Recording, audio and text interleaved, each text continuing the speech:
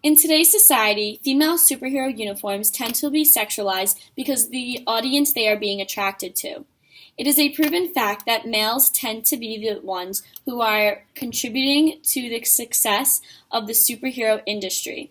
So when female superheroes are created, they are created for the sole purpose of being sexualized for society for the male viewers. While there are other aspects for them to be within the superhero industry, this tends to be their main focus as advertisement.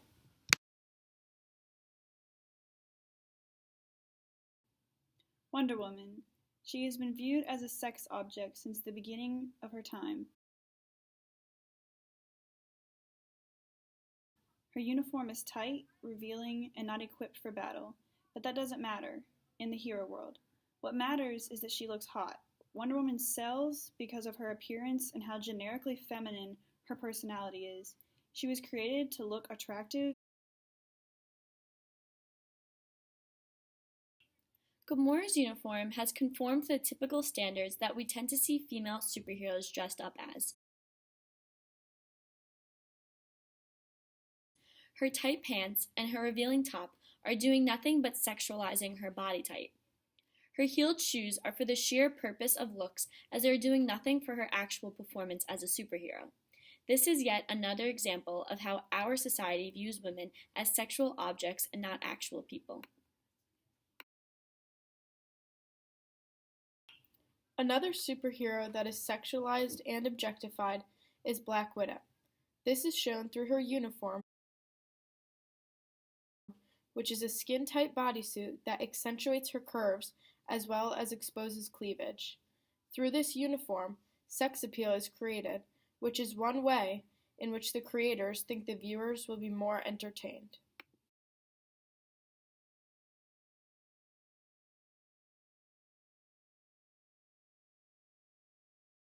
When we talk about uniforms in regards to athletes, it follows along the same gender lines as we see and recently spoke about within our superhero uniforms. Male uniforms in athletic competitions tend to be more for feasible reasons, and female uniforms tend to be more for the aesthetically pleasing look and tend to not be as athletically demanding as those of male uniforms.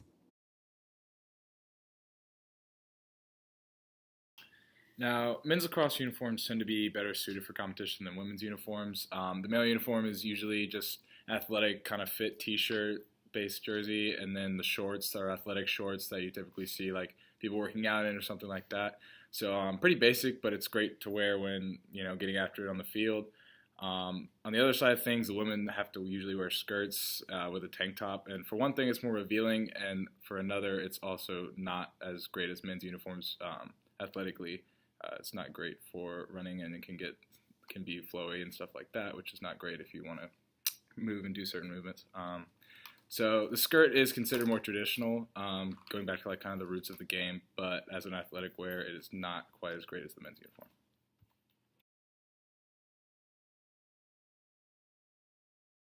Female lacrosse uniforms are very different than those of male uniforms. In the game of lacrosse, girls wear skirts and tank top jerseys. The question has always been asked, why do girls play in skirts when males get to play in shorts?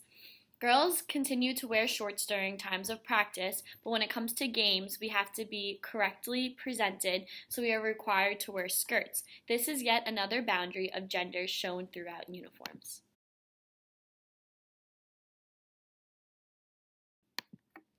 If we look at male and female competition cheer uniforms, you can see the females wear skin-tight uniforms that are cropped with cutouts. The males wear sweatpants and long-sleeve shirts. This sexualizes the female body and hinders the male's ability to perform by not allowing as much flexibility and range of motion during competitions.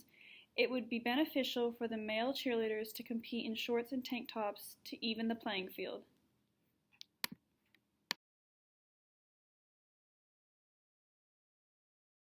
Swimming is one sport where there is a major difference between male and female uniforms.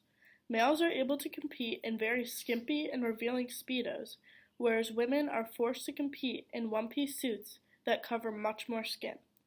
This is somewhat unfair because we never see women being able to compete in bikinis or skimpy uniforms because of the fact that it may be seen as unprofessional or too revealing. As you can tell from our presentation, there are a lot of gender differences when you start to look at uniforms, both in superheroes from our QEN class and when we talk about athletic uniforms in regards to our QLC class. We use the uniform as our medium in order to portray our message about the gender differences that you do see throughout these different types of athletic performances and within the superhero industry.